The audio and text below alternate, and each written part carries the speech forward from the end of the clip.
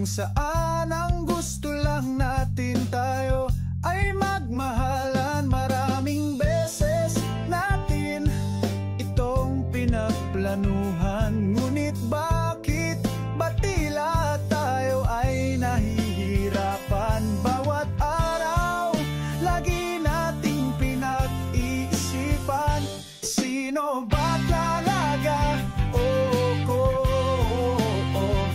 Sino ba talaga? Ako ba o siya?